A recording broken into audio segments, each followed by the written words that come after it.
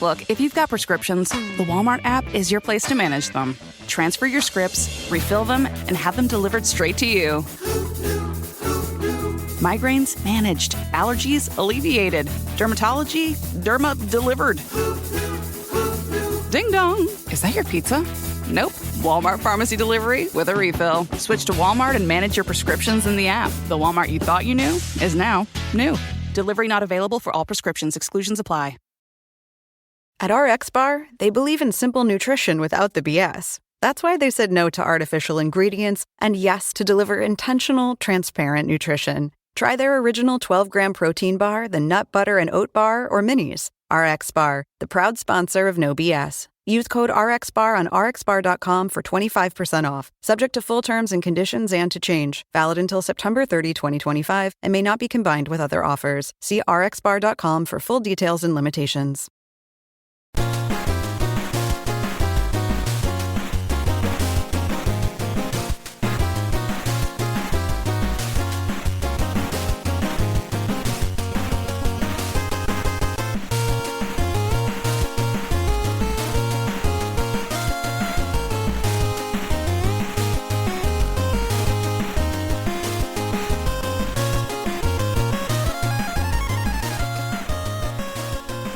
Again, hockey fans, are you ready to brave the wild with me, your host, Paladino Joey, or Joey Awajan? Brave the Wild is available on all of your favorite podcasting apps. I thank each and every one of you once and always for downloading and listening to the show. It is a great pleasure to be back and forth with you once again today, as here we are on what I think is probably my favorite show of the year most of the time, is Brave the Wild Draft and Free Agency Special.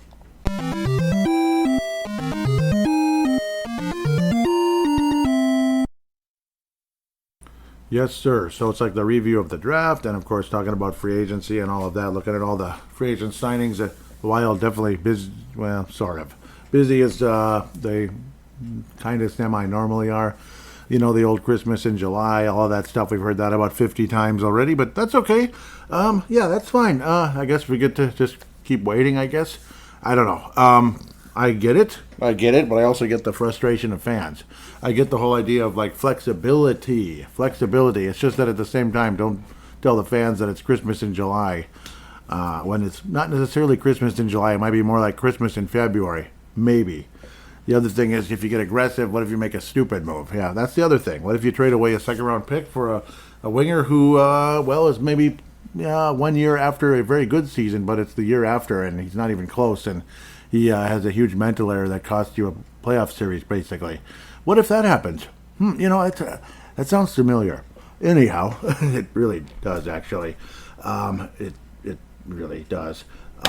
Yeah. Well, where do we go first? The draft, free agency. Kind of. We can look at some of the players that have kind of been let go. Basically, we can look at that real quick. Then maybe we'll dig into the draft. Maybe like a really early trade that took place.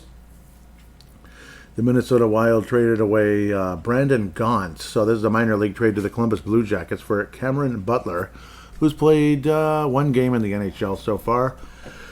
Yeah, one game in the NHL so far, but the good news is he's pretty young. Born in 2002, Ottawa, Ontario. So far he has been with the Cleveland Monsters of the AHL. Production level not so high, though. Man, that's it. It's pretty young. He's played one game for the Blue Jackets, one. No points, no this, no that, no minus, no plus, so on and so forth. He played only 3 games in 22-23. Again, he is pretty dang young in the AHL. No points in that one either in the 3 games. 23-24, 51 games, 8 points. He's a big guy, though. He's one of those. 6'4", 215. Not that big, but big. Very tall. Very tall. 71 penalty minutes and 8 points. 8. In the AHL, by the way. Minus 10. Yeah, in the AHL. 37 games last season, 24-25. 37 games, 2 goals, 1 assist. And 74 penalty minutes and minus 5. So, all right. Well, Brandon Gauntz played with the Wild last year. But, but he was one of those guys. He's another one of those guys. You could say quad A or 3.5A. I wouldn't even call him quad A at this point, Brandon Gauntz. I don't know. Well, he's been traded for Cameron Butler. That's kind of the deal. Well, they do have a new head coach in Iowa. I'll get to that in a little bit. But his name is, of course, Greg Cronin. And I like him so far. The accent is awesome, but it's not just about the accent of Boston. He's from Boston. He tells people to park the car and get out of my yard. But that's a good thing. As far as I'm concerned, you got to go out there and play with passion and go out there and get the job done and win some hockey games. You know, it's a real Boston accent, not kind of semi-Boston where you can hardly even tell he's from there, like this John Hines guy. This is the real thing. Greg Cronin is the real son of a gun from Boston, Massachusetts. All right, next. I hope you didn't mind my accent, which sometimes I wish I had that accent. It would be kind of cool, wouldn't it? Wouldn't it be fun? The other, well, yeah. Where do I even go? This might be a one-segment shot. Fan interaction. I also did not put out a bat signal again because there's plenty of interaction for the most part. Yes, and I apologize that I'm not as responsive as I probably should be. So, first of all, to Derek, yeah, I should be more responsive. But at the same time, as long as the hashtag is at the top, at least then I can respond to it on the show without maybe getting lost, that type of thing. But yeah, I guess my key is if I respond, then I wouldn't put the hashtag on the response, but leave it on the headliner at the beginning. Yeah, that thing. And I like that Derek does that as well when he responds and puts in hashtags and such. I think that's kind of cool. So yeah, that way we can have everything organized and have a conversation here on Brave the Wild. Enough of my babbling. So eventually, we will have DraftKings ads again on this show, most likely. It's just kind of one of those temporary, off-season type of things. That type of deal. So just throwing that in there as well. The Wild ultimately have 5 draft picks instead of 4. So yeah, the Wild add another 4th round pick by trading away Freddie Gaudreau. Yep, so he's on his way out to Seattle, not to Columbus. For some reason, we always kept thinking about him going to Columbus because of Dean Everson. Yeah, well, he wound up in Seattle, where Capo Caco has definitely revived his career pretty nicely. So that's kind of cool. Happy to have Capo Caco doing well there, at least for his sake. At the very least. Some interesting picks, to say the least, and we're going to get to those in a second. But again, Freddie Gaudreau traded to Seattle. That's kind of the other thing. Declan Chisholm. Now, I won't be mispronouncing his name as much anymore. In fact, I'm not going to mispronounce it anyway anymore. And I apologize to Declan for all those mispronunciations. He's headed to the Washington Capitals, joining Brendan DeHame, if I'm correct, out there. In exchange for... Where's the guy's name? It was that... Where'd he go? Wasn't it Prisky? There he is, Chase Prisky. It's like everything's kind of thrown all over the place here. Declan Chisholm headed to Washington for Chase Prisky. Chase Prisky. Ever heard of that one? No, I haven't either, but it is what it is. So, cool name, I guess, and best of luck to him as well. He was born in 96. 29 years of age. He's actually older than Declan Chisholm. A lot of people kind of a little bit miffed by this one, not because... necessarily like Prisky's like this terrible player, but then again, well, he hasn't done anything. So it's kind of a downgrade in a way, but I guess you're opening up a spot for a young defenseman like a Carson Lambeau. So that I do like, potentially. Prisky did win a Calder Cup, not the Calder Trophy, but the Calder Cup in the AHL. Hershey Bears winning the championship in 23-24, pardon me. He's a pretty productive defenseman at the AHL level. He was a plus 15 in 23-24 with 34 points, 8 goals out of that, but 12 goals career high last year with the Hershey Bears in 61 games, 35 points. More goals, but down to a -8 and no championship.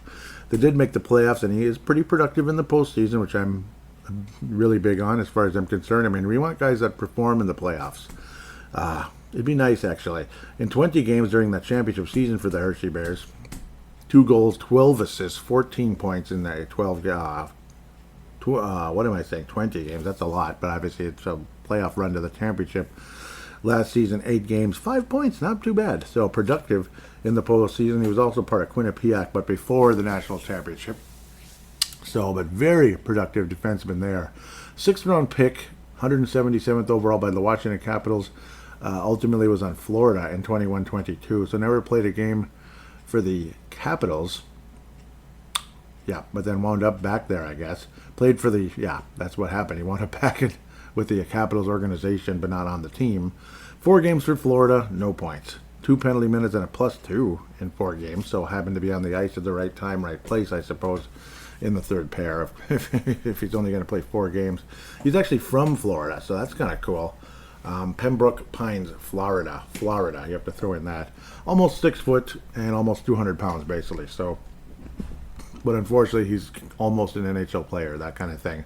So, I don't know. I guess it's just basically opening up a spot for a Carson Lambos potentially. So those are kind of your trades.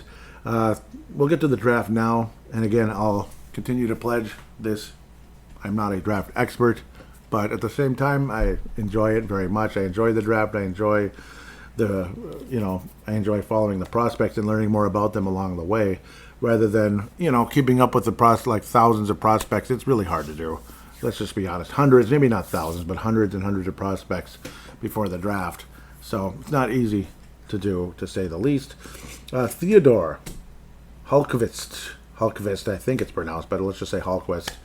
Another Swedish defenseman. What do you think of that? And the guy he admired the most as a defenseman? Well, who's better than Nicholas Lidstrom? Nobody.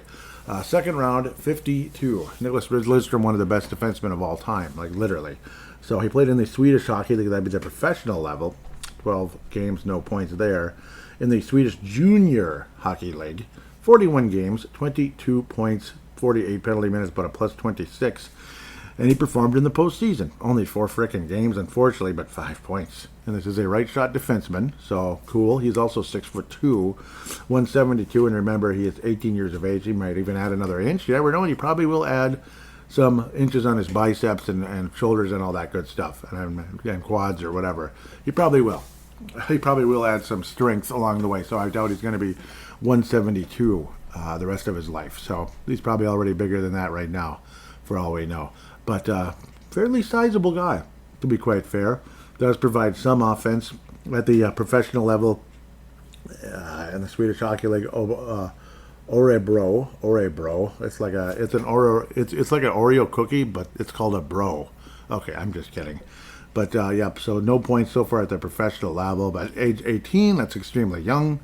Also turned 18 very recently, so that's actually a 17-year-old playing in the Swedish Hockey League. So 17 years old playing in the Swedish Hockey League. June 14th, 2007 is when he was born. So he turned 18, excuse me. Thank God, not 28.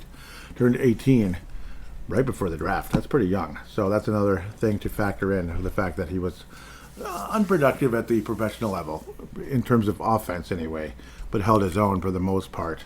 To say that he was only a -2. That's not that bad. It's not like he got looked like a kid in over his head necessarily.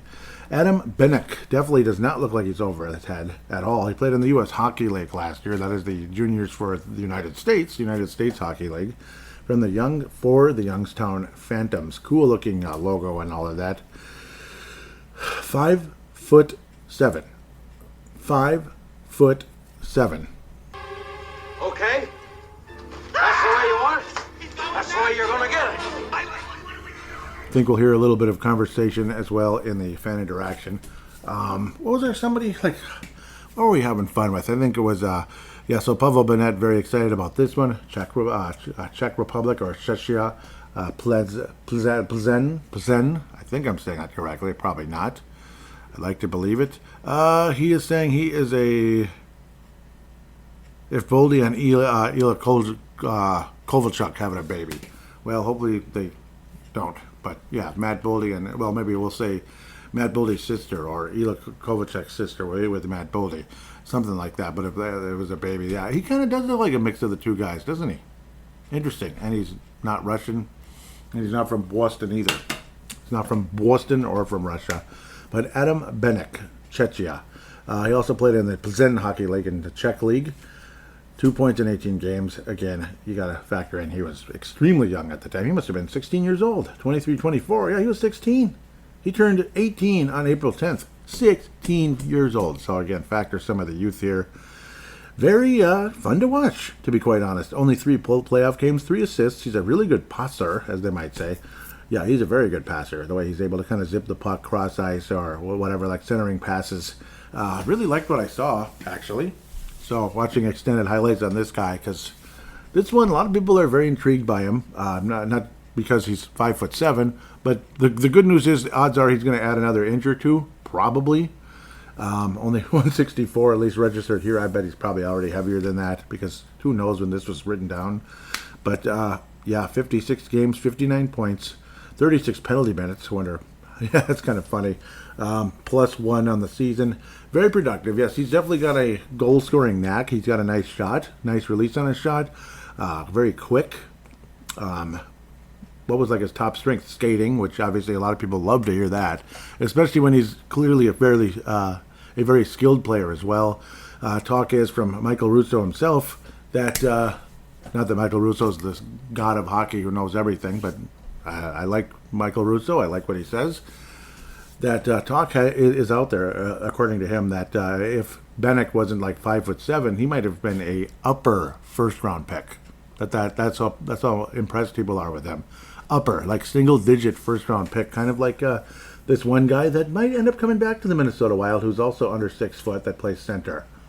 I forgot his name. Super Marco?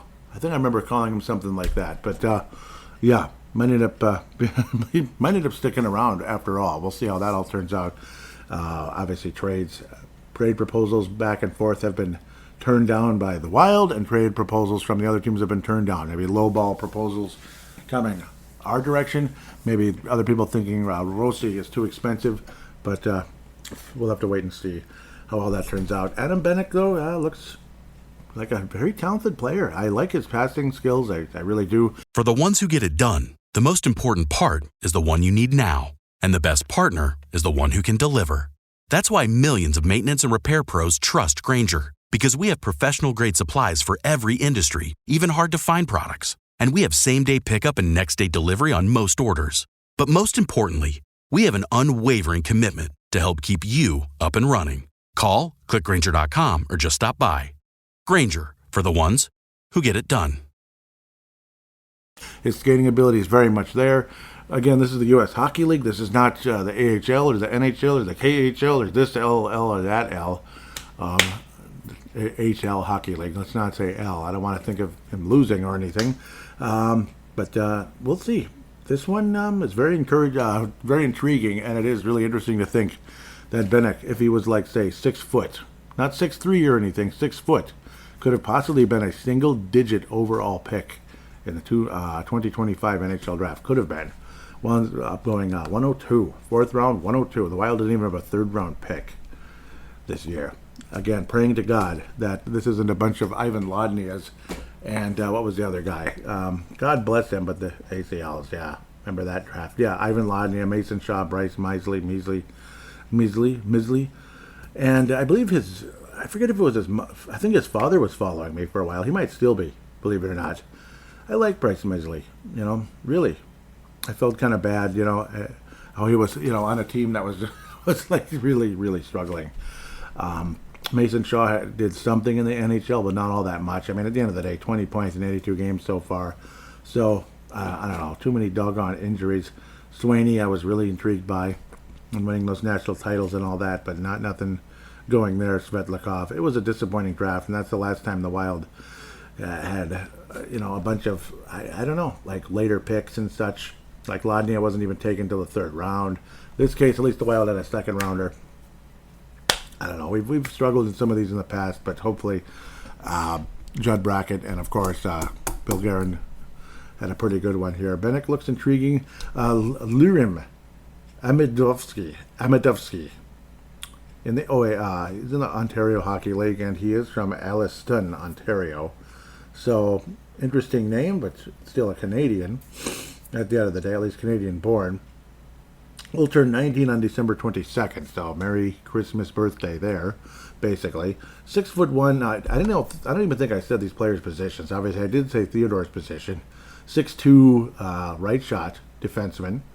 Adam Bennick, left shot center. Lirim Amidovsky, right winger who shoots right. Yes, sometimes they don't. 6'1", 180 at the moment. Alliston, Ontario. He did play for the North Bay Battalion. Cool name. OHL, that's where he's been for the last 3 seasons. At least 2 years ago, he played there 2 games and all of that. So, super young guy at the time. Not the most exciting production level. He has some penalty minutes. Maybe he kind of plays more of a third line physical style, I guess. But he can score a little bit. Kind of sounds like, what's his name? Kind of sounds like the former, what was he? Was a third or fourth round pick. Fourth round, I believe. The guy I just talked about like 5 minutes ago. Brandon Duhaime. Yeah, kind of sounds like a guy like that. Kind of a physical guy who can score some goals, but not like at an elite level or anything. But can, that kind of thing. North Bay Battalion, 16 games in the postseason in 23-24, 1 goal. Crickets? Yeah, 1 goal. Doggone it. Well, the next year, in 5 playoff games, 3 goals and no assists. So, pass the puck, damn it. 19, yeah, so this looks like Brandon Duhaime. If I were to, like, not see a name, I would be like, that looks like Brandon Duhaime. Like, more goals than assists, that type of thing. Some penalty minutes, minus 11 2 years ago, minus 10 last year. We'll see. Unfortunately, yeah, we'll see. I mean, 4th round, 121. The Wild did kind of wheel and deal and move around a little bit.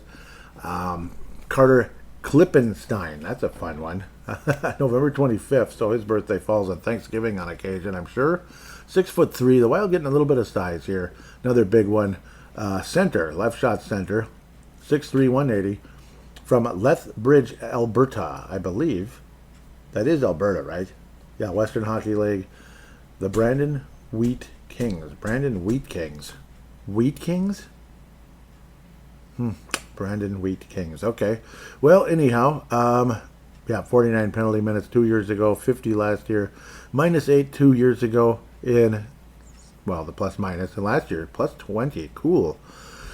Postseason success? Not much. Doggone it. 4 games, 2 years ago, 1 goal. And that's it. Last season, 3 playoff games, nothing but 4 penalty minutes. Damn it. Anyhow, the number is definitely not there as much as the physicality. Maybe some penalty kills, some knocking guys around, I guess. Yay. I guess. 4th round, 123rd overall pick. 66 games 2 years ago, 10 goals, 11 assists, 21 points total with the 49 penalty minutes. Last year, 58 games, 14 goals, 14 assists, and 28 points in, again, 58 games. So, but a plus 20. So, okay, getting it done a little bit. We'll see what kind of NHL prospects these guys are. We'll see. Sometimes they develop into something. One that I'm really intrigued by, and there's a little bit of fan interaction conversation, and the guy's dad followed me like almost right away too, which is kind of cool. Maybe he followed some of the other out there as well that maybe are, podcasters and such for the Minnesota Wild. Victoria Royals, WHL, Justin Kipke. Hopefully I'm saying it correctly. North Vancouver, British Columbia. 6'3", 208. Bigger dude there. Some people even say 6'4", which he probably is. 19 years of age in this case. Turns, wow, he's right by my birthday, July 28th, 2005. So he's going to be 20 years of age already.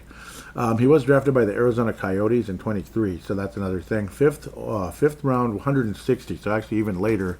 In this case, 5th round, 141 by the Wild. So went back into the draft for two more years, becoming a more productive player, I guess, at the WHL level. Well, the numbers kept going up, so be fair there. And some really encouraging statistics that I'm going to get to in a second here. Because I like playoffs. I like guys that can perform in the postseason, be it the WHL, the AHL, and especially at the National Hockey League. It tells you that they up their game. There's a mentality. Some people have it, some people don't. Playoff Justin Kipke? Yeah, maybe it's a playoff Justin Kipke because, well, it looks pretty good. Definitely an offensive-minded defenseman. There's no question about it.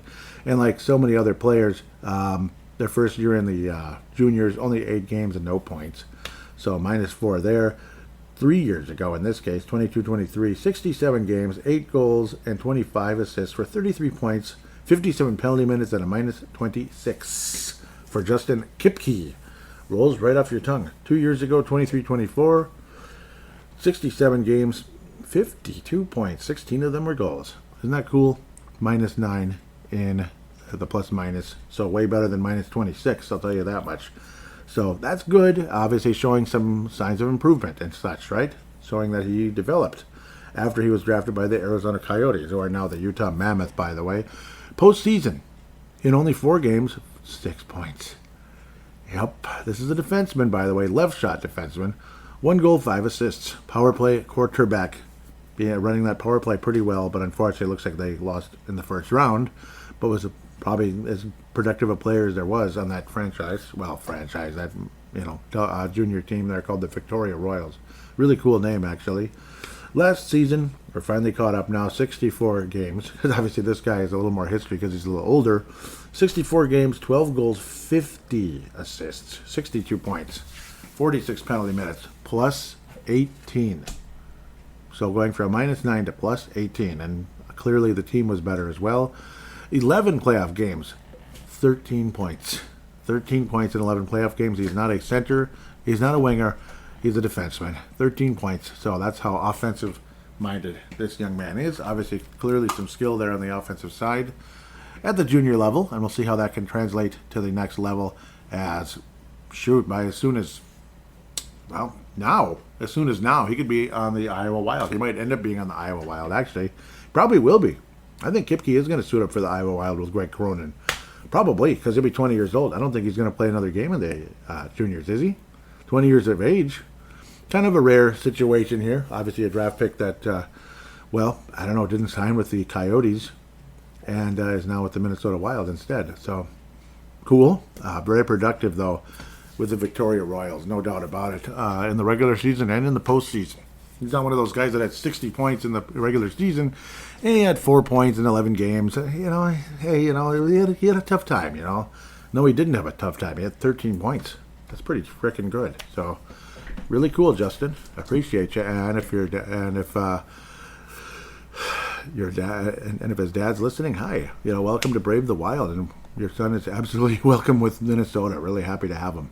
Really happy to have him. 5th round, 141st. That is it. No 6th round and no 7th round.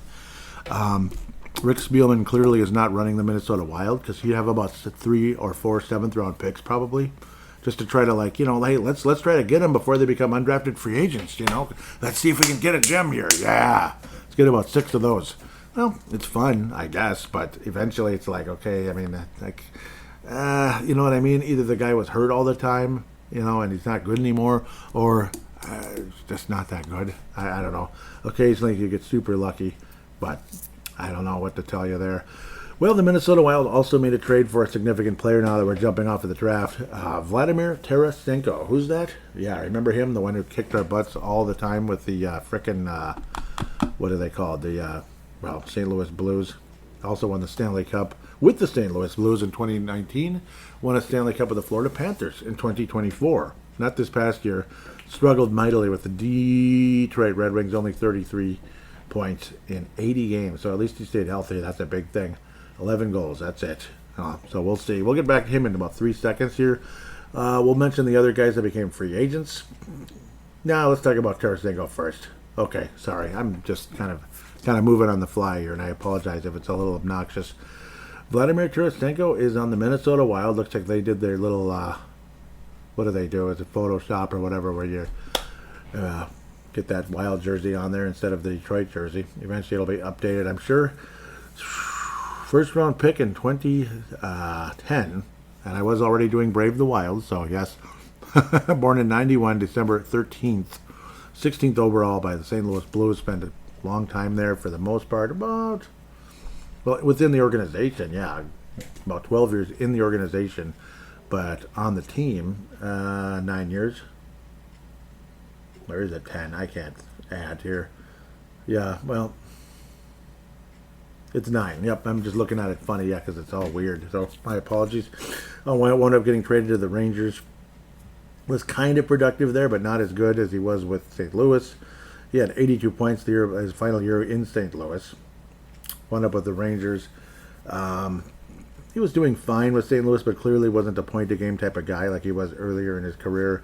Played 57 games for the Ottawa Senators, 41 points in 23-24. Traded to Florida, where his regular season statistics were okay, but very productive, especially in the Cup final, and helping Florida win the Stanley Cup.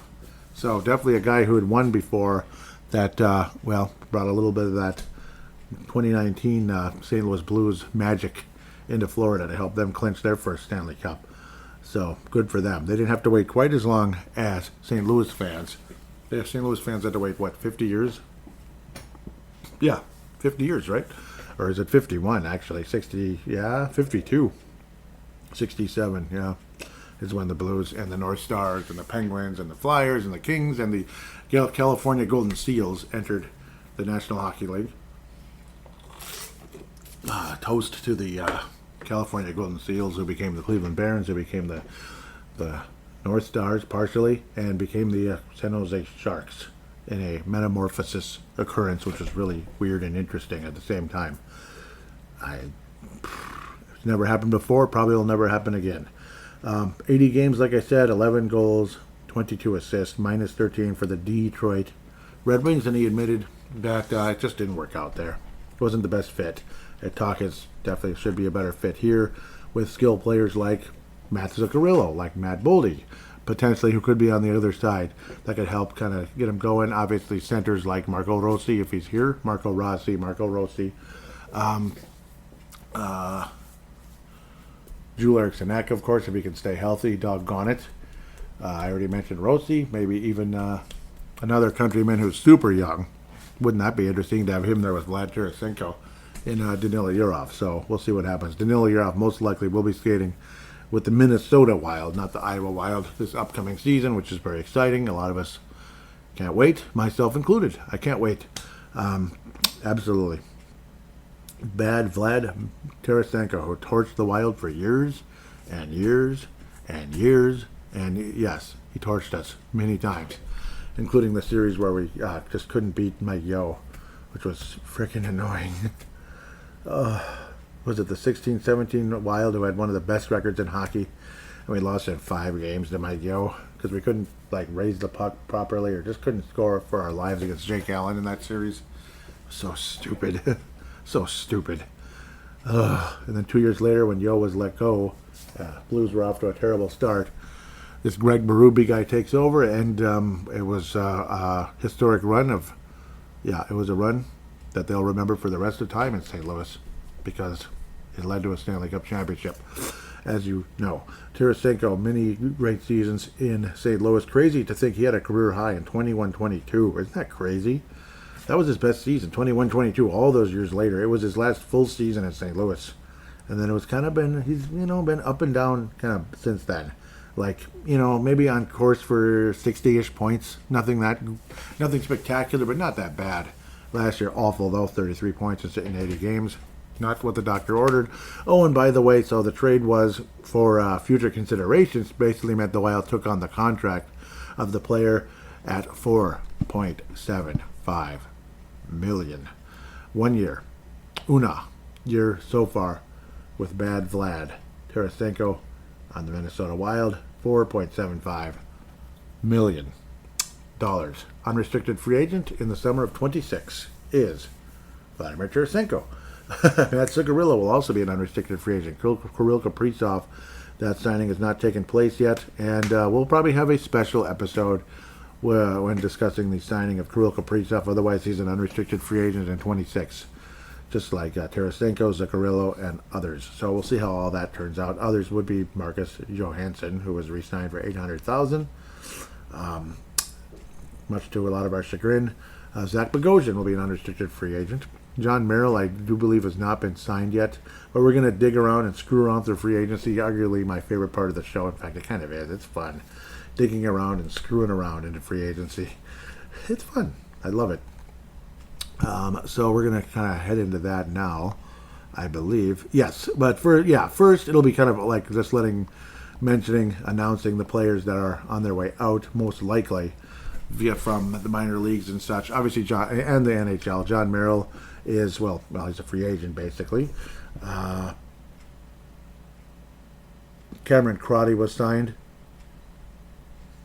Not the most exciting move, we'll say, but that was way back in April, so what the heck am I talking about? Yes, Marc-Andre Fleury retired officially on May the 2nd. Sorry for prolonging this. Devin Shore became an unrestricted free agent, so at least it won't be 50 games and 5 points this time. But best of luck. I'm not trying to be a jerk. Sorry, Devin. Sorry. Good stuff. Nyquist, unrestricted free agent. We'll talk about where he signed and for how much. That's Abrazo, unrestricted free agent. Same thing. Tyler Madden, Ryan O'Rourke, former draft pick who was looked very highly on, and they did not tender him. They said, sorry, it's not really, don't really think this draft pick worked out. That's unfortunate. Travis Boyd, former Gopher, unrestricted free agent. Dylan Ferguson, Troy Grosnick, John Merrill, Cameron County. Okay, so, wow, that's interesting. Ben Gleason, one of those two-way signings. Should I just mention off the names that were signed? Ben Gleason, Tyler Pitlick, coming to Minnesota, of course. Yes, absolutely related to Lance Pitlick, and the other Pitlick that we had before, Rem Pitlick. Yes, he was a nice little player. I like Rem Pitlick. Matt Kierstead. Tyler Pitlick, by the way, is a veteran. He's in his 30s already. He's a center. He's played with the Stars and others. We'll talk about him in a moment, and then look at the other free agents. Cal Peterson is a fairly significant signing because there was talk about bringing in that third goalie who will mostly be in the AHL, but will be that third guy who could come in and help out if someone's hurt, basically, because he's been in the NHL for many, many years. A lot of us remember Cal Peterson, especially with Los Angeles Kings. Nicholas Kubel, almost like, Kubel with the Twins, right? Kubel used to play with the Twins years ago and got hurt like 50,000 times, including an ACL like earlier in his career before he was officially on the actual Twins. Jason Kubel, right? Yeah, so this one's Nicholas Kubel. I don't think there's any relation, but you never know. We're all kind of related somehow, some way, aren't we? Somehow, some way. Every living human being, I believe, on this planet came from Noah, right? At the very least, after the flood. Yeah, Adam originally, but okay, I made my point. So the biggest signing of all, the one that you opened up the little box underneath the tree, it was all by itself, all by its lonesome so far anyway. There might be some more, but I don't know. Probably via trade because of the situation here. You opened it up, it's Nico Sturm. Okay. Nico Sturm's back. 2 years, $4 million total. That is a AAV, average annual value of $2 million. So, okay. July the 1st signing is Nico Sturm, otherwise the minor league signings. Nico Sturm, happy to have him back. I'm not pissed off necessarily. But, again, he's not the kind of guy you look at and you're like, holy crap, Nico Sturm. Augsburg, Germany. Not Augsburg College, but Augsburg, Germany. Yeah, I know, that's funny, right? War number 78 recently. He's back with Minnesota. He originally was a draft pick out of Clarkson, right? So he's back with Minnesota again. Played a lot of minor league hockey once upon a time, but now is with the Wild as well. He was in the AHL for a while, eventually came to Minnesota. I believe that was the late season signing at the time. That's why only 2 games in 18-19. And then 19-20 was obviously a weird year. And then he was here in 2021. 17 points, 50 games. Solid. He's become a better and better face-off guy. He left because he thought that, the Wild actually offered him a 5-year contract. Do you believe that? 5 years. It was a Goudreau type of a contract. Probably around the $2 million-ish range. I'm guessing. Something like that. Or 1.5 or something. It probably wasn't this big expensive contract. He turned it down because he wanted a chance to play more, basically, and have a bigger role somewhere. And it turned out, well, you're actually a really nice fourth-line center. It's just kind of, you get comfortable in your role and you realize, I guess that's who I am. And that's pretty much what happened with Nico Sturm. 21 games in Colorado, won the Stanley Cup, 3 assists. 3 assists, but won the Stanley Cup. They're not showing his playoff numbers on this particular thing here. Yeah, I could look that up real quick. I apologize. But obviously not that productive in the points department, but does win face-offs, brings some, and I wrote Storm. God darn it. Sturm. Come on, please. Why is it showing Storm? There he is. Duh. Marco Sturm. I wonder if that's his dad. Maybe. 30 years of age already, if you can believe that. Yeah, not all that much in the postseason. 30 total playoff games, 5 frickin' points. Did get 3 of those points in Minnesota. 1 point in 1920. I believe that was in that Vancouver series, if I remember correctly. Wasn't that the Vancouver series? Yeah. You got 1 point in that one. 2021, 7. What do you mean 7 playoff games? That doesn't make any sense. We didn't play 7 playoff. When did the Wild play 7 playoff games? Was that a play-in type of thing? I guess. So Wild didn't play 10. We did play 7 games. That was the Vegas Golden Knights series. Well, I'm sorry. I'm an idiot. So 2 points. Yep, that's right. We did play. That's a 7-game series. Stanley Cup with Colorado. Only 13 games, so scratched a few there. 2 assists. Stanley Cup. Congratulations. 3 seasons in San Jose. Highest season total, 14 goals, 12 assists his first year with the San Jose Sharks.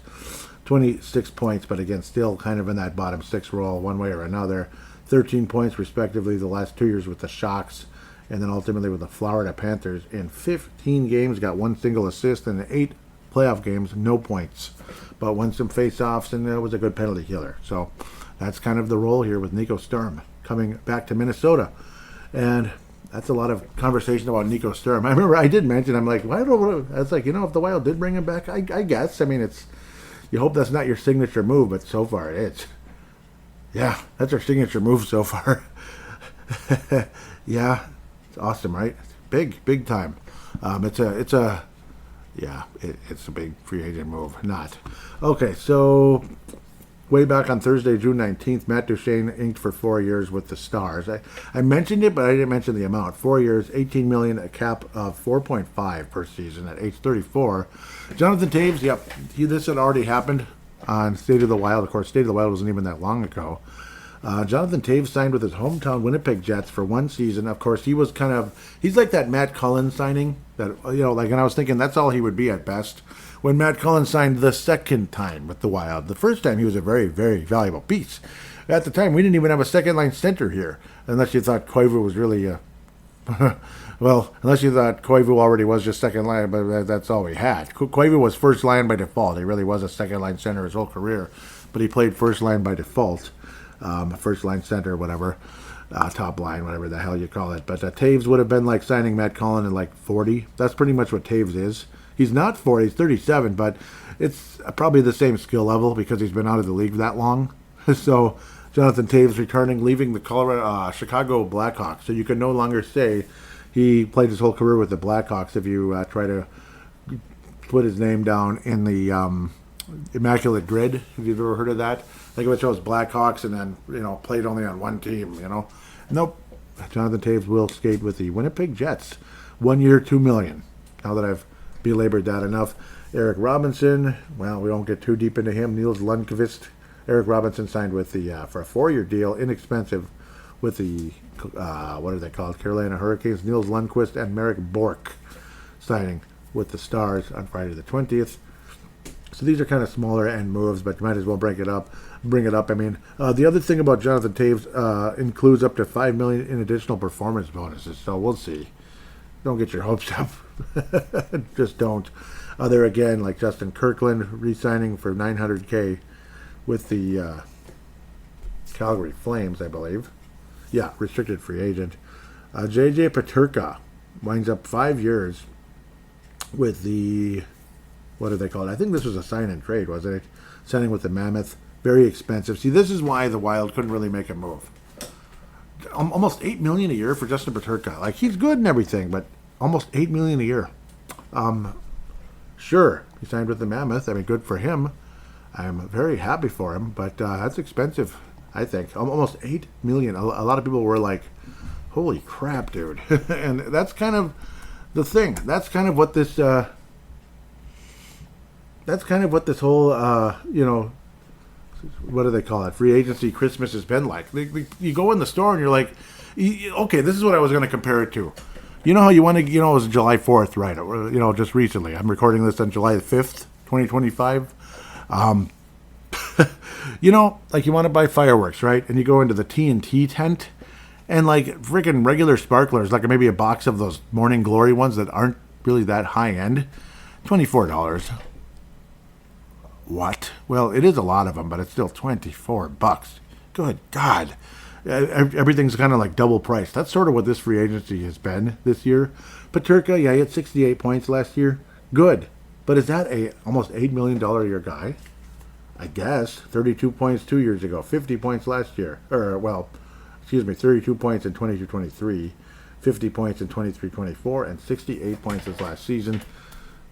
decent numbers, and not like they don't jump at you like, holy schmuckers, that's a great player. He's a good player, and the Wild could use him. Very good player. But Matt Boldy had more points than him, and he's making $7 million. So, whatever. Jeez, that's expensive. Yes, the cap is higher, and and it's higher for everybody, so everybody's having some fun with that. Jamie Benn, 1 year, $1 million. I guess we're just too good for him, right? Worth up to $4 million if he hits all his bonuses. Good for him. Trent Frederick, one of those bigger guys. They signed him for 8 frickin' years, so I guess he's a lifetime Edmonton Oiler. Trent Frederick, those bigger guys, the lower, bottom 6 type of guys that you keep forever, I guess. Kind of like Freddie Gaudreau here. It looked like that's where it was headed to be, but it didn't happen. Again, traded to Seattle. In this case, 3.85 for Frederick at age 27. He will be an Oiler for a long time, into his mid-30s at the very least. Hunter McCown, yeah, it's a small deal there. We'll see how that turns out. 7.75 anyway with the Blue Jackets. John Tavares signs for 4 years, 17.2, which is a cap of 4.38. So getting into his late 30s at the end of that contract there. Late 30s for John Tavares, staying with Toronto. Hometown discount, you could call it. Basically.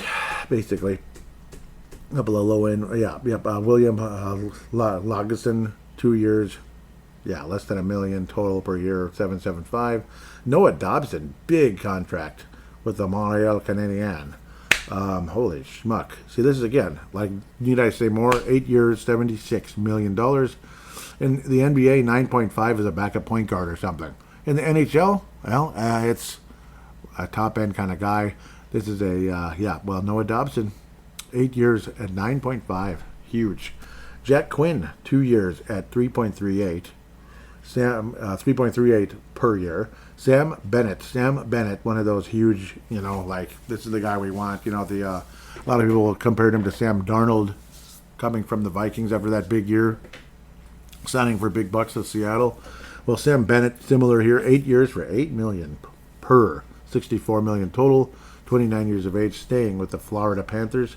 Panthers pretty much kept everybody, by the way.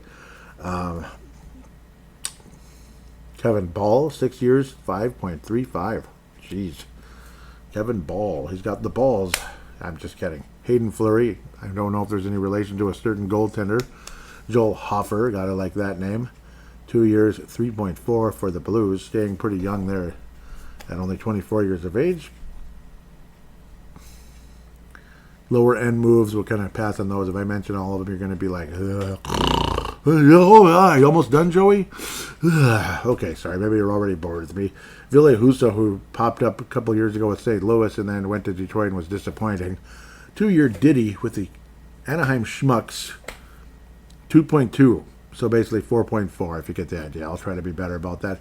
Merit Huznadinov re-upping with the Boston Bruins. Well, with all the stuff they gave up, boy, they better keep Huznadinov. Oof. Whew! Oh, boy, they were generous. Not.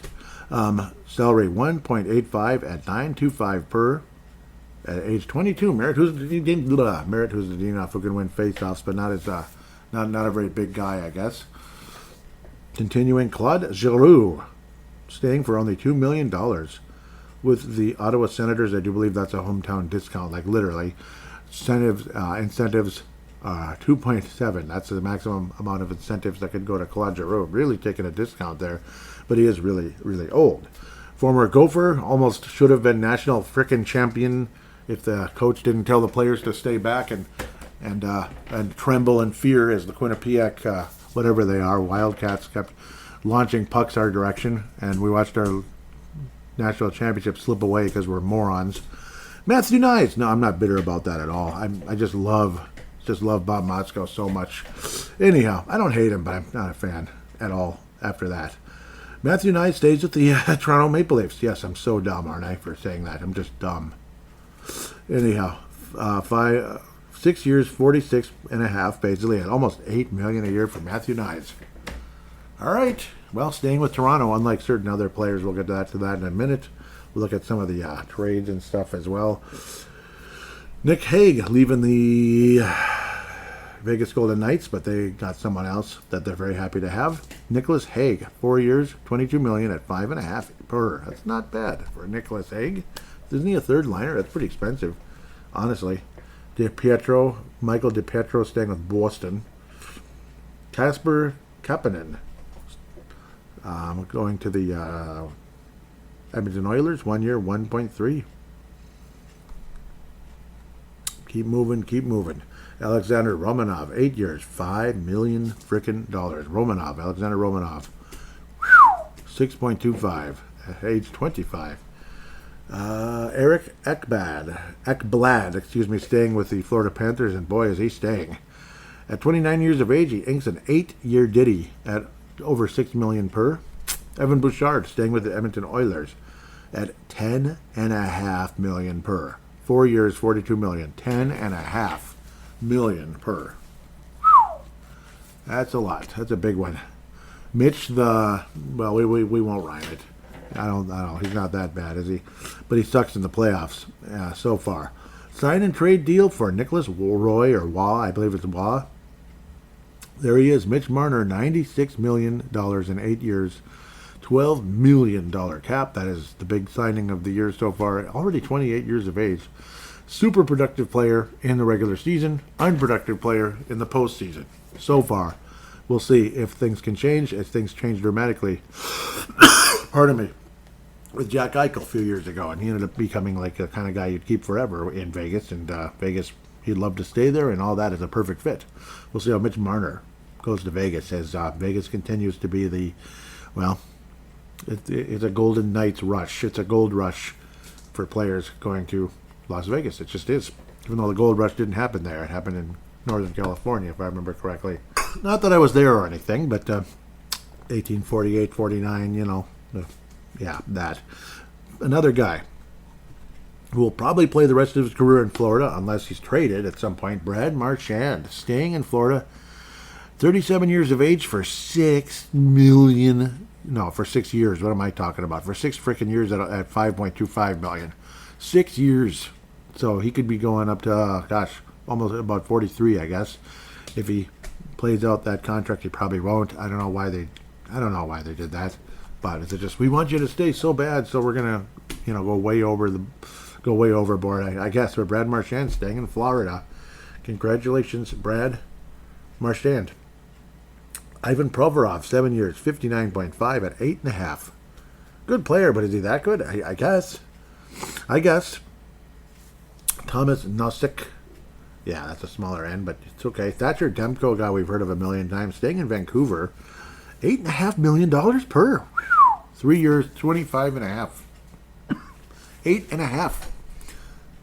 That's a lot. Connor Garland with Vancouver, 6 years, $36 million, $6 million per. Big bucks again. Anthony D'Angelo, 1 year, 175. Joel Hanley, 175, so 3.5, 2 years deal. Jake Allen, 5 years. 5 years for Jake Allen for $9 million, 1.8. So a nice discount kind of goaltender backup guy who can kind of hold down the fort when needed. So that's what he is, basically. Ryan Johnson, 3 years, very inexpensive with Buffalo. Jack Rathburn, same thing. Christian Dvorak, well, a lot of people mentioned him as like a, one of those lower six type of guys. Almost $5.5 million for 1 year with Philadelphia. Expensive, man, expensive. William Eklund, 3 years, 5.6 per. Brock Besser. This is the big one. A lot of people were like, yep, the Wild are going to get Brock Besser. We're going to get Brock Besser. And then we balked instead of brocked. We balked.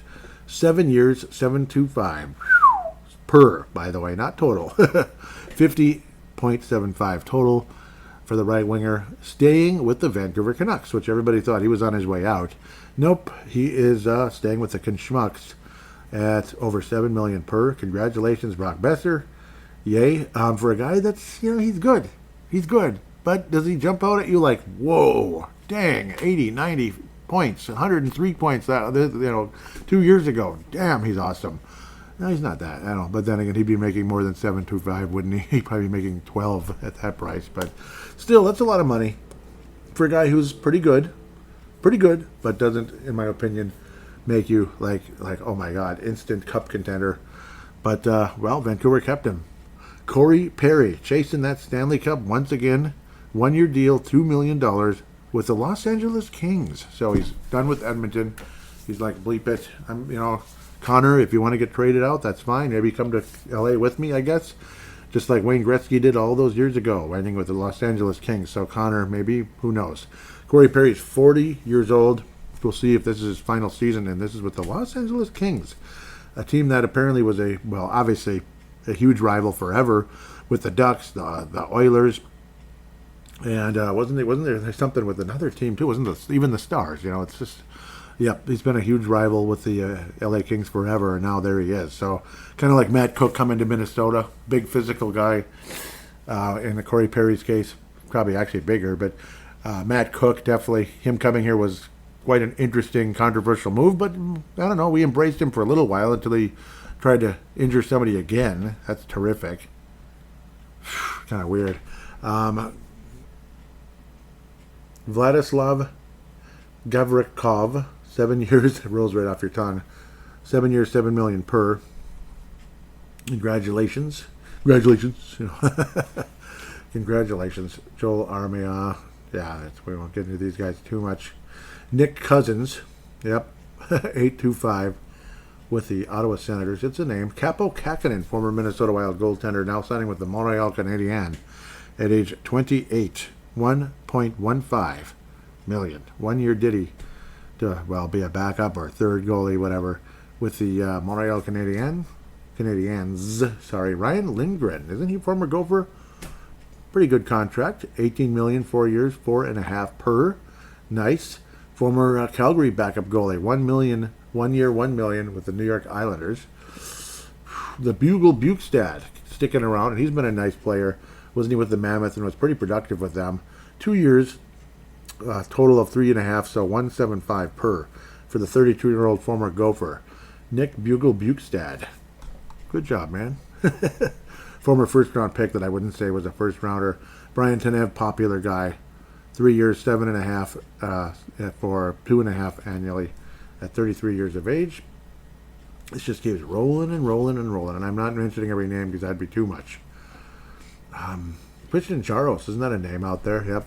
775 with the Columbus Blue Jackets. Nate Schmidt. 3 years, 10.5, 3.5 per. Nate Schmidt signing with the Mammoth. The tusks up. He's got those tusks up there, and good for him. He's tusking. Tuscalini. Okay, I know, I'm losing it. Man, it just goes and goes, doesn't it? And again, you can't mention everyone. Cody Ceci with the Kings. 4 years, $18 million, 4.5 per at 31 years of age. Anton Forsberg, anyway. Anton Forsberg, 2 years, 4.5, 2.25 per at 32 years of age. Jonathan Drouin, he's the Drouin, he wears that cloak. 2 years, $8 million, $4 million per with the New York Islanders. Some cute little signings by the Islanders here. Interesting. Obviously, I like that guy. He's a good player. Never got to come to the Wild, though. I wish he did. Radek Fexa, 3 years, $6 million, $2 million per. Simple math there.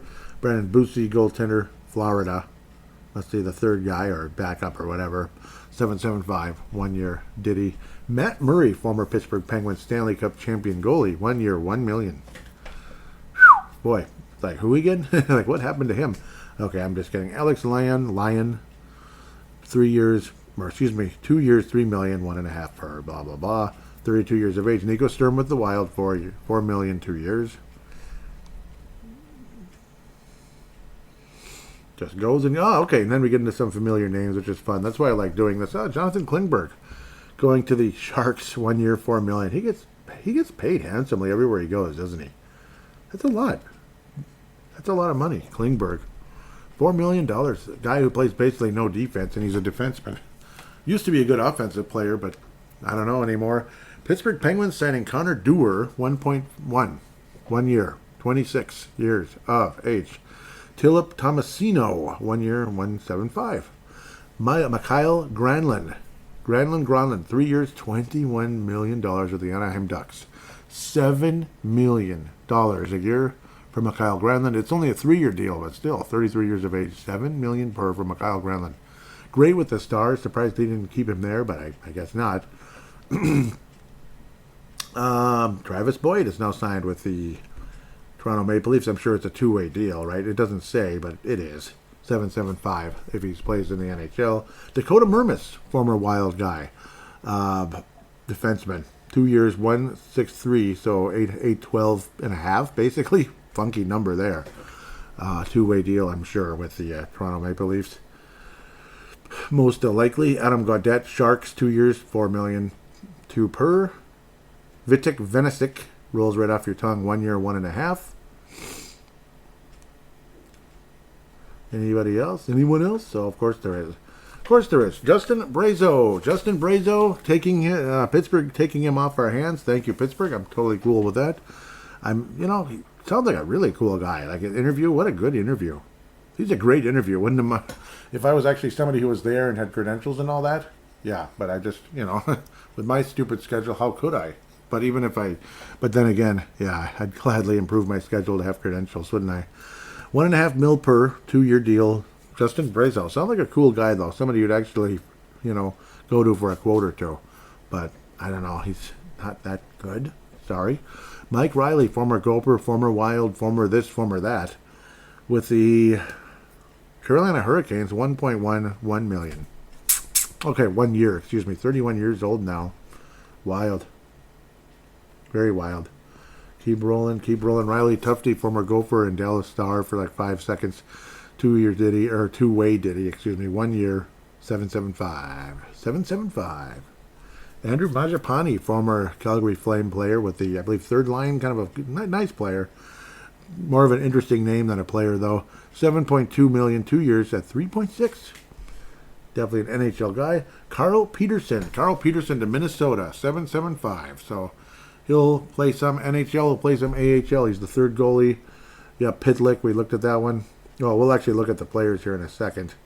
Maybe I'll look at those guys real quick. That's what I meant to do in the first place. So my apologies here. Look at Pitlick really fast. Pitlick. Tyler Pitlick. We've had Rem. And did Lance play with the North Stars years ago? I don't think so. No, he couldn't have. Tyler, though, he's been everywhere. He's been in the NHL for a while, a bit of a journeyman, but has played a lot of NHL hockey the last couple of years, mostly in the A. Well, I guess he split with the Rangers and the Hartford Wolfpack. But then last season was all with the Providence Bruins, basically with Boston, but not in Boston. He was in Providence. 46 points, very good AHL player, very productive, almost a point a game most of the way. Productive NHL fourth line kind of guy, The last time he had NHL action, 34 games of the Rangers, only 4 lousy points. But otherwise, he's a 20-ish point kind of guy. Some pretty productive years of the Stars.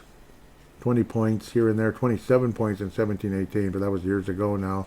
Philadelphia Flyers, yep, with Chuck Fletcher at the time. Yeah, he got to play 25 games with the Flames, only 2 assists. So Pitlick, Minneapolis native. Well, he is 6'2", also, a bigger guy. He's now, I think Rem was a smaller guy. Tyler, definitely the older brother.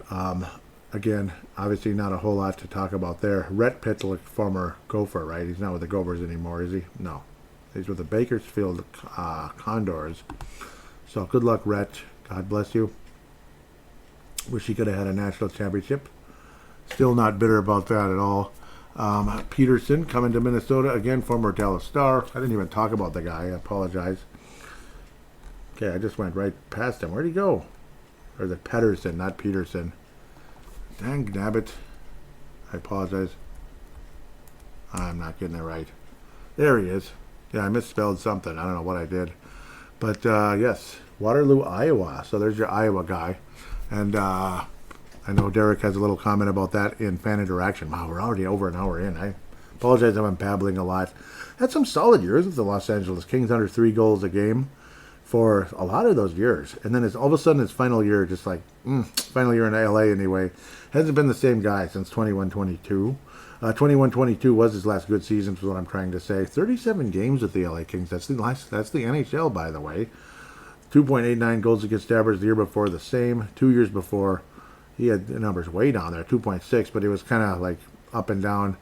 His AHL numbers were sucky, which is weird. but great numbers in the NHL for a while, are very good. Philadelphia, only 5 games in 23-24, almost 4 goals a game. And then in the Philadelphia organization, struggled for the most part in the AHL, was pretty good in 23-24. In the AHL, 2.71 goals against average in the last couple of years. The low threes mostly. And in the post, he was 3.14 last year in the regular season in 31 games. And 3 playoff games, struggled, almost giving up 4 goals a game with the Phantoms there in, the Philadelphia AAA team, basically, is what I'm trying to say.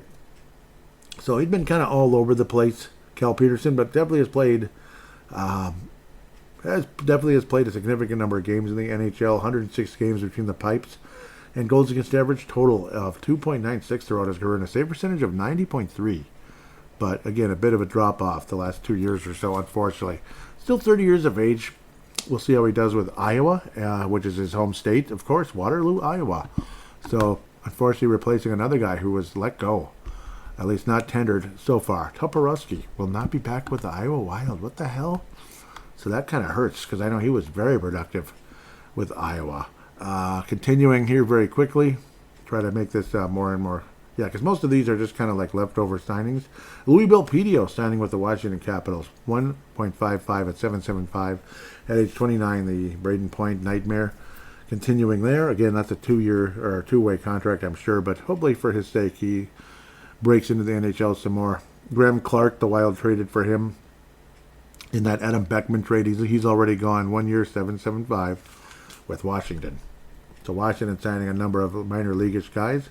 A lot of teams did that. Vinny Lettieri, 1 year, 7.75 with the Toronto Maple Leafs. Good luck to him. I don't mean to call these guys leftovers, but kind of. Yeah, Tyson Yost, 7.75 with the Hurricanes. Yep, most of these are minor leagueish signings. Cody Glass, what the heck? Jeez, Cody. First round pick with the King. He was the first ever first round pick with Vegas. 2 years with New Jersey. He will be in the NHL, 2.5 per at age 26. So at least he's in the NHL, but I don't know. Pius Suter, pretty expensive there. 8.25 for just 2 years. Weird. 413 cap hit. And Brent Burns is officially, this just happened on Wednesday the 2nd. Brent Burns has a new team. Oh yeah, Gustav Nyquist, give me a break. 1 year, 3.25 with the Winnipeg Jets.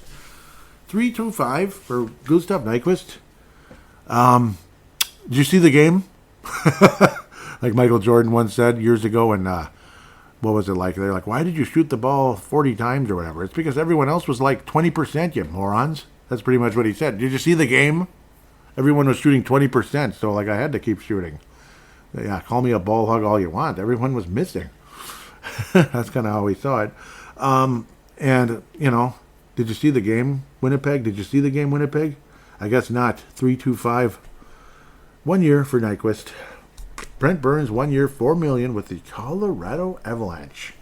Uh-oh. Well, Colorado Avalanche. William Trudeau, I don't know if there's any relation to a certain guy in Canada. 7.75 with the Canadiens. Dmitry Orlov, big name with the Capitals for years. 2 years, $13 million, 6.5. That's 33 years of age with the Sharks. Sharks, yes, that team. Weird. Ehlers, yep, yeah, very expensive guy again. Another one that the Wild were like, he's just too damn expensive. Hell with it. 6 years, $51 million, 8.5. 29 years of age, signing with the Carolina Hurricanes. Mason Shaw has been cited Thursday, July 3rd. 1 year, 7.75 with the Jets again. Okay. Good for him. Other than that, Dmitry Voronov signing with Columbus, 2 years, 8.35. That's another semi-significant signing there at over $4 million per at a pretty young age.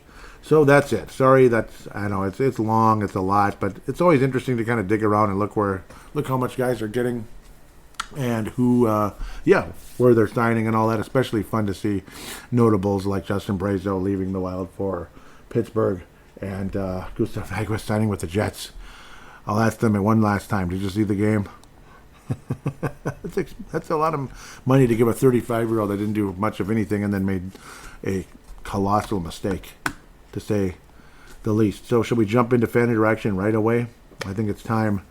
So I want to thank those of you that retweeted the most recent episode, State of the Wild, not even that long ago already. And I'm not seeing them now. What happened? Repost by Derek. Thank you very much. Jay Bushy and Morty. Thank you guys so much for the reposting. It means a lot. It really does help the show. It does. God, it does. Believe me. Continuing. Yep, I was sharing the Freddie Goudreau trade. Freddie Goudreau, pardon me, replies. Derek Felska, excuse me, Derek. Derek says, again from the Crease and Assist podcast. Great show, Minnesota Wild. Derek, Teresa, and Kalisha do a great job. Sometimes one of them is missing. Sometimes even Derek is missing. I know he's been, once in a, I think he had like a cold, like a really bad cold or something, like a while back, and missed a show or two. And me, I can't miss a show. Just the show doesn't come, unfortunately, because I'm a solo flyer here. Okay, I've babbled too much about myself now. Derek says they probably had to wait because it's easier. This is again the Goudreau trade. They probably had to wait because it's easier to move a contract with 3 years left on it than 4. Yeah, because it was a really long contract. At only $2 million per, but very long. Goudreau gave the Wild reasonable production for a decent price.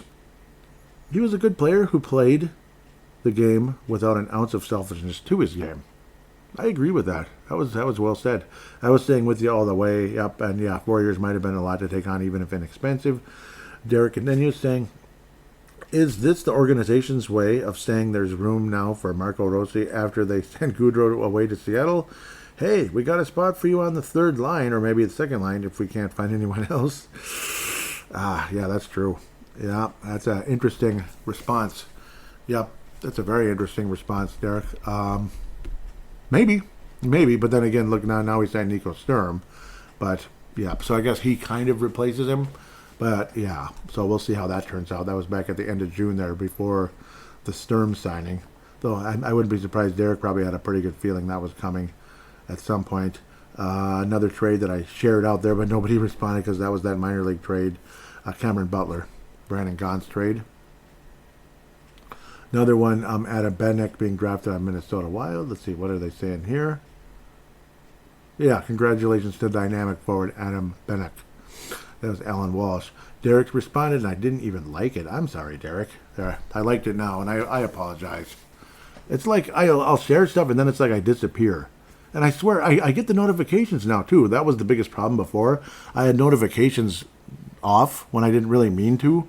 For like the whole time I had Twitter, I was thinking, oh, maybe it would just be weird. No, notifications are crucial on Twitter. So I deeply apologize that I had it set up stupidly for so long. They're crucial. Like you could hear a tweet from Derek right away or whatever. Like if he's tweeting back, to something. Derek continues saying, leading scorer on Youngstown last year, has a lot of skill and ability, but has a tendency to be more of a yes, I noticed that, perimeter player. That's true. Yeah, he would always kind of stay back, and then he would release the shot on the one-timers from a distance. Then they'd go in and such, but it's like, that was the one thing. It looked like he was just kind of standing there on some of them. So that's one thing I was afraid to mention. It's like, I don't want to, yeah. He was just kind of standing there. I was like, that's not a highlight. That's just kind of like it went in. Awesome. I'm glad he scored. I mean, some shots are easier to save than others, but I don't know. I think that's true, though. Continuing, an ability, has a lot of ability, but has a tendency to be more of a perimeter player. And at 5'7", that was seen as a red flag, so some questioned his NHL potential, which is why he fell to the 4th round. Compares to Matt Zuccarello. Yeah, that's a good comparison, because I noticed a lot of those similar passes, maybe from one forward to the other for the one-timer, or just like a general scoring chance, without it having to be a one-timer necessarily. But that's true. That's a good comparison. I think that's like perfect. That's a great comparison. Yeah, because it's like I was thinking the same thing without the name coming to my head. I was, yeah, it's like the same kind of guy who go from whatever, right to left, left to right, that kind of thing, to the other forward for a scoring chance, more so than actual centering pass. Even though I used the stupid term centering pass, but it was to the other forward, which is what Zuccarello tends to do quite a bit, because the other forward oftentimes is a Kirill Kaprizov. But, yes, definitely a great passer. That was a good comparison, Derek. Honest to God, it was. Yep. So there's the Declan Chisholm trade. Chisholm. Okay, I know. I'm sorry. Damn it, why don't I like these more often? I'm sorry. I feel like Derek is probably like, what's wrong with this guy? I'm sorry. Derek says Prisky was a childhood friend of Brandon Duhame. There you go. Yep, Brandon Duhame. Both went to Stoneman Douglas High School in Parkland, Florida. Yeah, Florida. Yep, I was saying there's a Florida guy. Yep.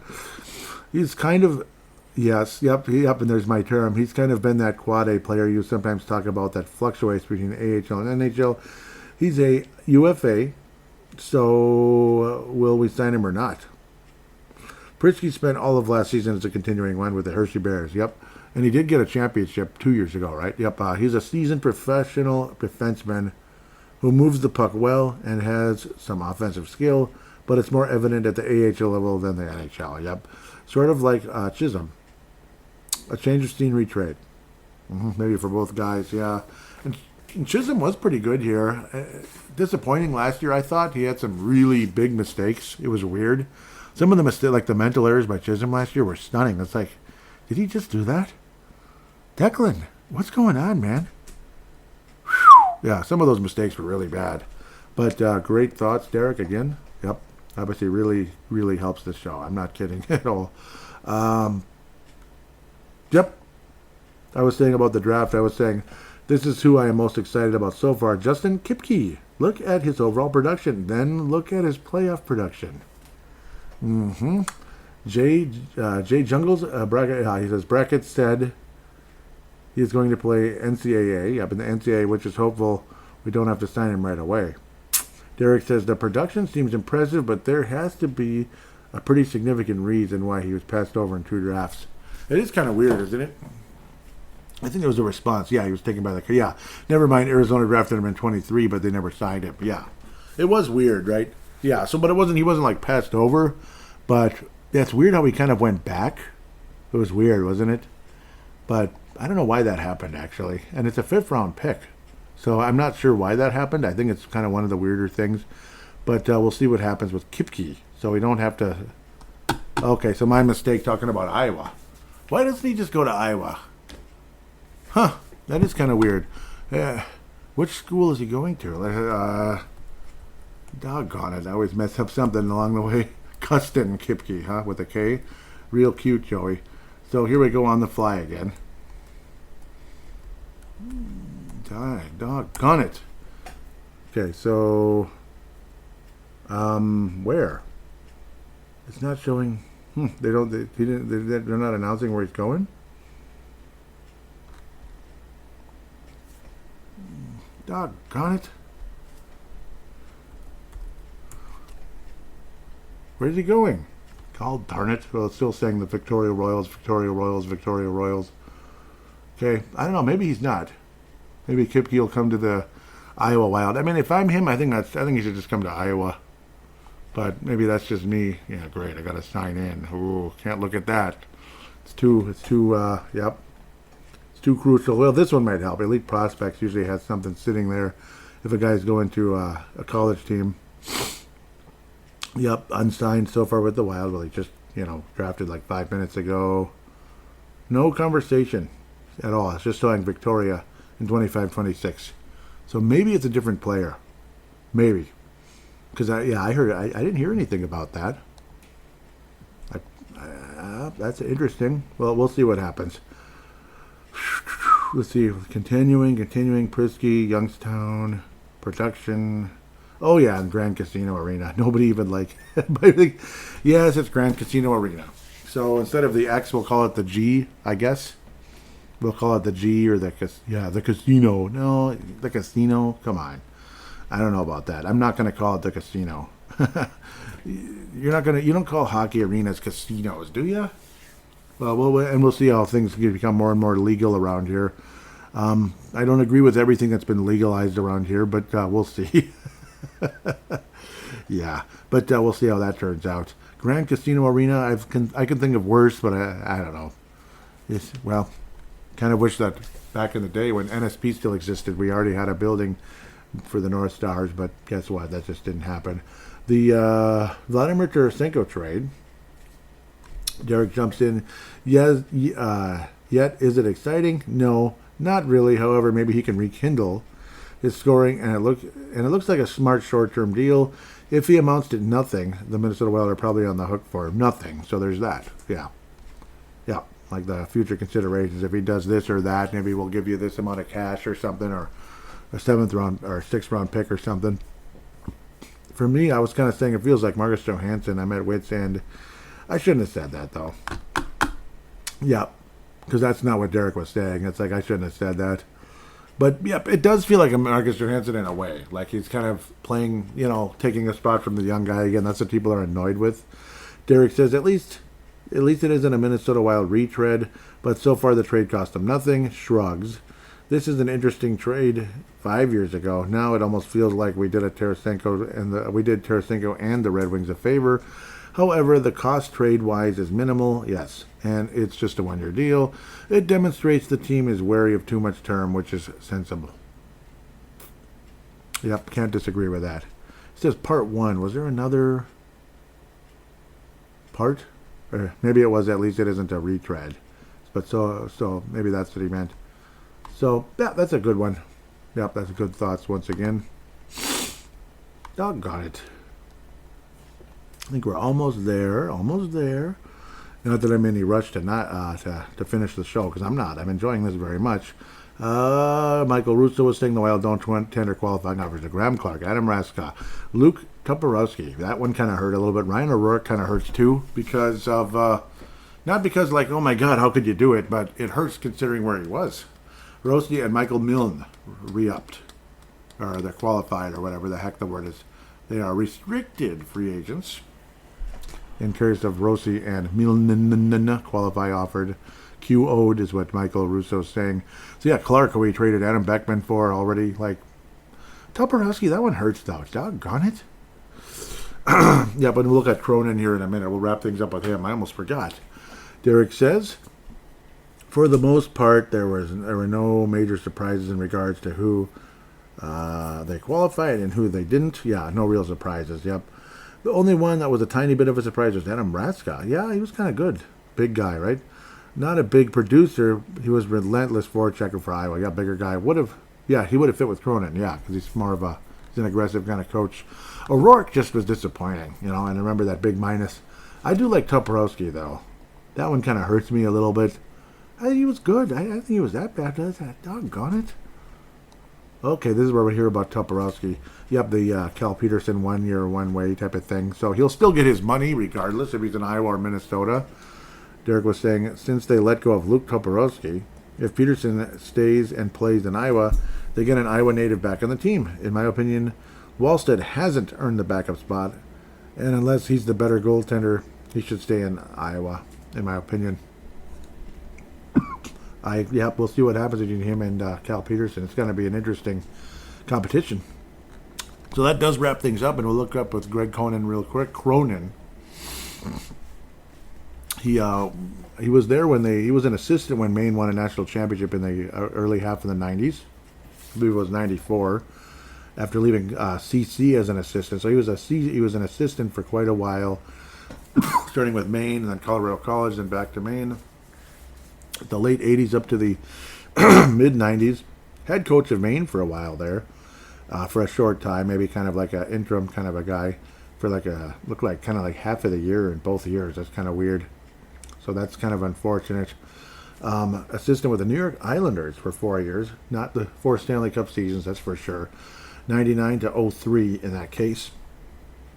Then became the head coach of the Bridgeport Sound Tigers of the AHL. Lost in the first round the first year and out of the playoffs the second year. Went to be the head coach of Northeastern University for 4 years. Had some success, kind of mediocre. One really good year in 08-09, 25-12.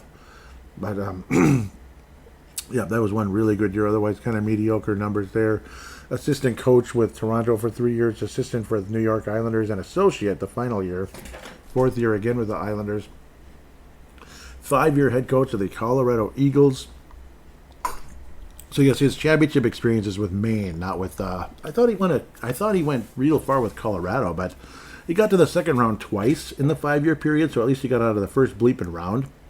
1 year they were just a 500 team, but that was a shortened season. They only played like half the games during the stupid pandemic. He got to the second round and lost. The next year, really, really strong year. 39-22, second round and lost. Colorado Eagles in 22-23, first round and lost after a great season. Too bad there. And then the head coach of the Ducks in 23-24 and 24-25 out of the playoffs both years. And now he is the head coach of the Iowa Wild. Love the Boston accent, love the passion. He's got a sense of humor too. Definitely is more of a tell it like it is kind of guy rather than kind of sugarcoating. So, like, hey, you could be better than that or whatever. Like, yeah, that wasn't good. You know, he's that type of a coach, more aggressive. So, probably what the Iowa Wild need. And he's definitely had some success at developing players in the past in the AHL. 5 years experience. They made the playoffs 4 out of 5 seasons. Did Colorado. How the bleep did they? Okay, that's why. They would have definitely made the playoffs during the COVID year because they had an even better record percentage-wise than any other year. Who knows? They might have won the whole thing that year. Their second year in Colorado. So basically they were postseason bound every single season with the Colorado Eagles. Well, ultimately that season was canceled due to the pandemic. The AHL did not go to the postseason that year, unfortunately. NHL still did at a later date, but AHL never resumed operations that season, unfortunately. Again, made the playoffs every year at the AHL level, so encouraging. Everywhere he's gone, he's been solid.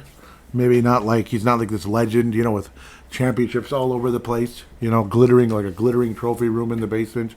But he's been pretty good, and I think he's an upgrade over what we've had. And no disrespect to the previous coaches, Tim Army and Brett McLean, but I do believe Greg Cronin could be a significant upgrade at Iowa. And this has been a problem for years and years and years, maybe moving out some of that toxicity out of Iowa, because it's been a huge problem. Iowa has been absolutely toxic. One other thing of note, he did coach both full seasons in Anaheim, 82 games both years. His first season, Anaheim was absolutely putrid, 27-50, 36% winning percentage. Last year, almost 500. They actually, and his last game as the coach of the Ducks was in St. Paul. They had one more game after that, I think. That was their second last game. That's right, Fleury's last regular season game, and I was in attendance. So Greg Cronin was the coach of that Ducks team, and they were just under 500 thanks to some miracle comeback by the Wild late in the year. That might have actually helped get him under 500, unfortunately for him being Greg Cronin. So got the Ducks to respectability. Like, they were kind of competitive last year. Kind of. I mean, they were significantly better than the year before. So it's a conversation. It's like they weren't a playoff team, but making the Stanley Cup playoffs isn't what it used to be. Like Royce always, I always make fun of this. It's probably repetitive and boring you, but in case you've never heard this, like, oh, you just win like a couple games and get to the playoffs in hockey. It's like, yeah, that was in the late 80s, early 90s was when that was still a thing. By the mid to late 90s, there were more teams in the league. It was harder and harder to make the postseason by then. So it's different. Like, getting 80 points doesn't get you in the postseason anymore. It just doesn't. I mean, what did the North Stars have? 68 points when they went to the Stanley Cup Finals. So it wasn't the same. Like 100 points back in the day, you were an elite team. Now it's like, no, you're competitive. You have a shot, but it doesn't guarantee a damn thing. It's a pretty good chance you're going to lose in the first round just simply because the other team was better. Not because, like, you choked, but the other team was better. That's kind of what it's like. And, yeah, you might have choked too, but at least he's had some playoff success, and he's got the teams to respectability, and it would be wonderful to see Greg Cronin bring a Calder Cup championship to Iowa, as they did get to the championship years ago with the Houston Aeros with Mike Yeo as the coach, believe it or not. That'd be a guy I would look at as an AHL coach, honestly, but I don't know if he'd come to this organization or not. It's a different group, though. It's Bill Guerin, but I don't know, but that's the other thing. It's a different group, all right. Bill Guerin hires who he knows, it seems like, and I don't know. Greg Cronin, I think, is a good hire, though. I think it's a good upgrade. So I'm happy about Greg Cronin coming to Iowa/Minnesota organization, basically. With that said, I think I've said enough. Shout-outs going to, obviously, MNW Young Guns, of course, the Creases podcast, Minnesota Wild Global, love you, Minnesota Wild Global, fantastic. Locked on Wild, yep, really love what you do there with Locked on Wild. Seth Rupol, of course, with Locked On Wild. Yep, does a great job there. So, yeah, you got to give him a shout out. I just think he does good. And I do believe he's listened to this show for a long time. At least that's what he said in the past. We'll see what happens with the whole situation with Marco Rossi, and we'll be back on the air when the time comes. Otherwise, continue to have yourself a good summer. Hope you had a wonderful 4th. God bless you, and we'll be back soon.